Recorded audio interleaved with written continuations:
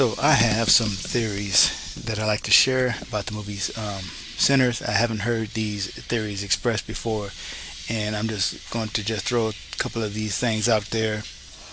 And one of the observations that I wanted to make before I even get into my theories about some of the characters or things that happened with some of the characters and why they did what they did. But let's just point out that um, the main character of the movie, Preacher Boy, was a man between the crossroads. He was a man who had an angel and the devil on his shoulder. And he was between, as you often see in a lot of,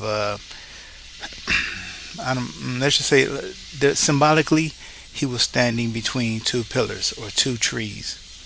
And those trees represented light and darkness. Stack represented the darkness, and smoke represented the light because Stack was leading him more towards chasing his desires, chasing his, um, let's say, he was like, Smoke was warning him that Stack doesn't know how to watch his own back. He gets into trouble, or he gets into situations that are bad for him. And that is sort of hinting that Stack goes more towards the darkness. And so you have Preacher Boy. By the end of it, spoilers for the spoilers. By the end of it, Preacher Boy ends up alone. Neither Smoke nor Stack are there for him anymore. And some people may leave it feeling conflicted, or leave feeling like there was no resolution to um, to the story, or at least on with Preacher Boy's decision. Yes, he left the church, but what was really his choice? Was it to, because at the end credits you hear him sing, "This little light of mine, I'm going to let it shine." So what is that really saying? What it's saying is that Preacher Boy kept in him parts of both Smoke and Stack. He is. I'm just going to use words. Not that I agree with the symbolism. I'm just explaining it to you. He is the balance, right? Preacher Boy becomes the balance of both Smoke and Stack. He doesn't lean more towards the light or towards the dark where Stack is. He is Anakin. He balances the force basically. That's just the symbolism. And um, next point, I'm gonna deal with why I believe. I was speaking about Stack again. Let me find an image of him and Mary, because that is all right. So I don't believe that Stack was bitten unwillingly. I could be wrong about that. I wasn't behind the scenes, but my theory is that when Mary returned, she let him in on what was going on, and I believe Stack agreed to let her bite him. He was. I think he wanted that power. I think he wanted whatever she came and told him. This is what we have. This is what we can do. This is what they're offering. And like Smoke was warning, he doesn't know how to watch his own back. He's going to go towards the dark. So I don't believe he was surprised one bit when she bit him. And and not just that, but the way I think the way the vampires are in this movie, they do keep parts of themselves, but they also have part. For a while, their Remick is sort of overwhelming everybody with his own desires and his own emotions, but they still have their own desires and their own emotions as well. And so when Stack becomes a vampire and he's like trying to get his brother, he's saying, "I'm not going to do this without you. I want, this is the way. This is." He's not just saying that because Remick is influencing him. He's saying that because he believes it, and I believe that Mary believed it too. Once she got bit, she sort of saw things a different way, and I believe they had a brief talk because there was also a freaky part with them where she was drooling, and to most of us that's a disgusting thing. But she asked Stack if he wanted some, and he said yeah. And I think what that drool represented in the movie, honestly, I believe that that represented Venom because at the beginning, earlier in the movie, you saw where there was a snake in the back of their truck, and Smoke was the one who stabbed and killed the snake. Smoke, remember, Smoke is the one who was on the light side. He is the one who does not want to go towards the darkness. But Stack is the one who gave him the knife to do it, but he didn't kill the snake himself. And the snakes, what do snakes have? Snakes have venom, and they also represent the devil. And so when you see the vampires such as Remick and Mary drooling, I believe that that drool represents the venom of the serpent, and that venom gets into you and changes you. And so when she asks Stack, "Do you want some?" I think there is a something that's not being said overtly, but that is clearly there, and that is, "Do you want what I have?" He knows she has something, and she's offering it to him. And you never hear her ask the question, "Do you want to become a vampire?" But that to me is another reason for me to believe that she did eventually ask him before she bit him, and he agreed to it, regardless of whether he looked afraid or not. After he had been bitten, he had agreed to it. That's what I believe. And he's not a victim. He wasn't brainwashed. He he continued to live on after that. And before I move on to Remick, let me also point out people were saying, but this kind of ties to Remick too. I've heard some reviews where people were like they didn't understand why Mary reacted the way she did when she saw Annie get stabbed, because Annie was going to die, and that meant that she wasn't going to join them as well. And so part of her also wanted Annie to join them, and I do think that this is kind of where Remick's influence is also coming in, but I'm going to explain why. But there were strong feelings that she had where she definitely wanted Stack to join. That's who she went to first. The first person she went to, not just because he was her access, but she could have got anybody. She could have got the cornbread if she wanted to. He was right there at the door. But she went straight for Stack because that's who she really wanted to join her. And she didn't want to be alone in what she was about to go through and for her eternity.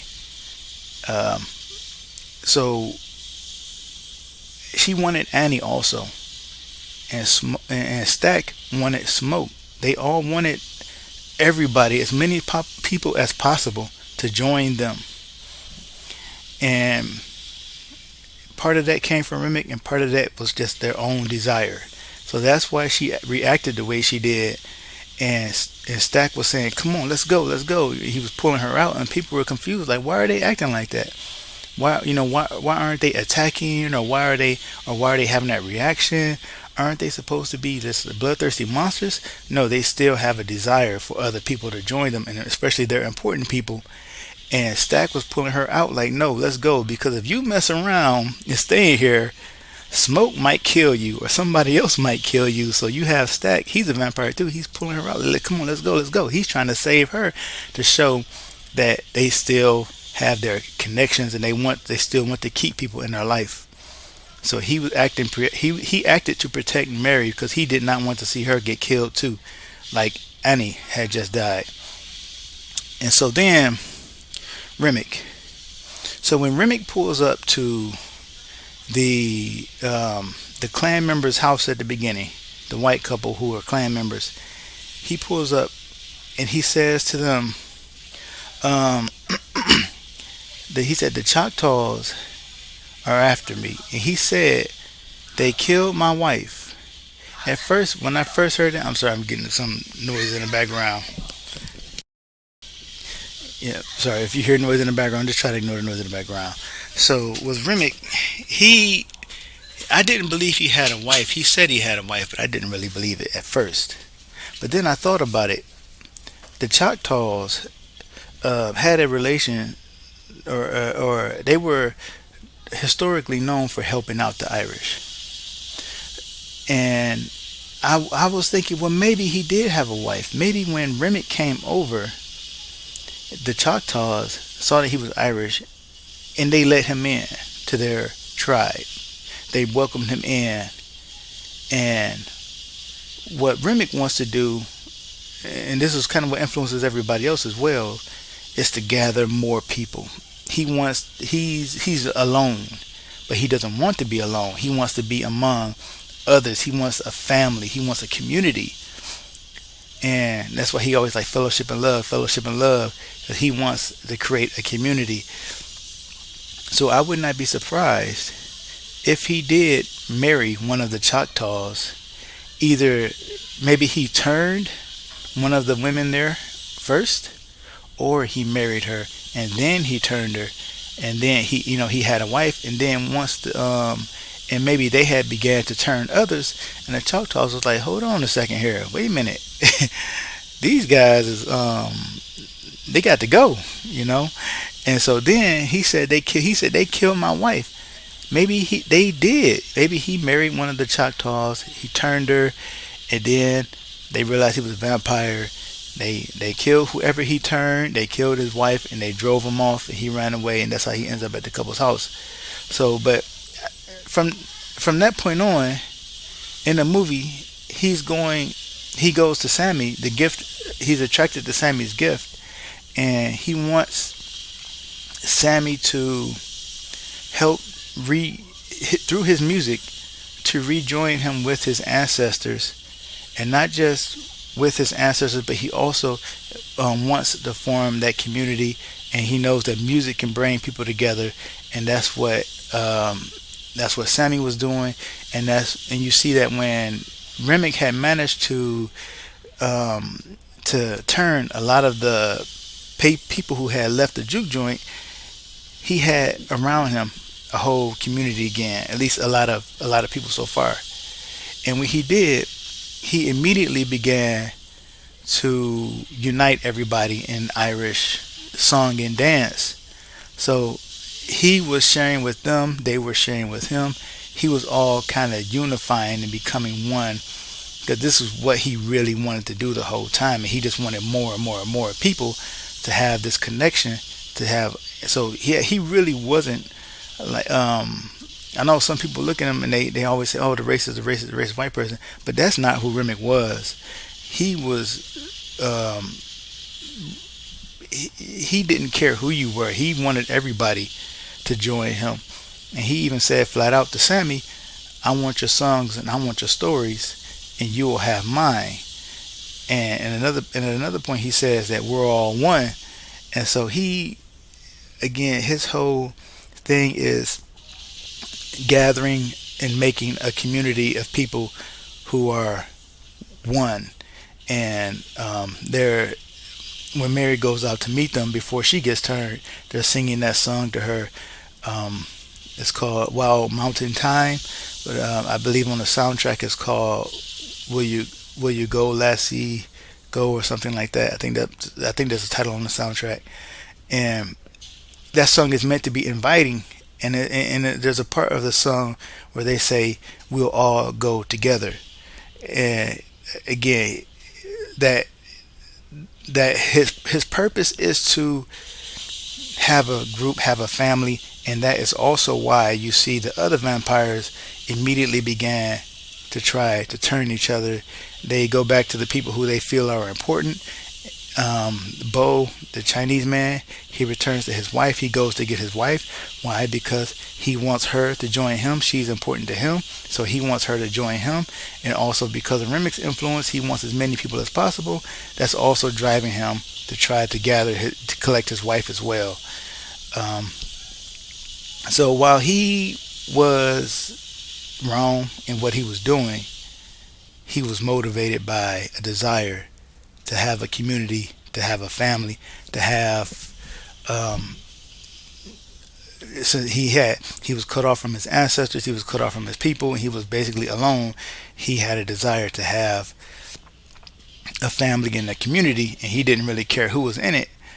And that's what also that influence is what also changed the Klansmen or the couple who were members of the Klan. That influence that he had was also what changed them because they were racist, right? They were racist, but then once he had infected them, they were overwhelmed by his desire to have a community regardless of race and regardless of all these other boundaries.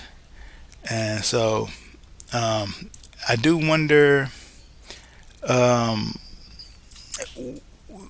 exactly where some of that racism still went because for the most part it seemed like everybody still kept part of their self or at least most of their self, but for them they just completely like abandoned the racism altogether. And I kind of that's one part where I'm like, well, that might be a little bit of a monkey wrench in my theory here because they just completely abandoned the racism, and that I wouldn't expect that to happen for people who really felt that way and really believed that way, even after they got bit. But that might have just been Remic's influence being that strong. Maybe they just saw his way. Maybe they got bit and they was like, yeah, this is much better than being racist. Maybe that's what they felt.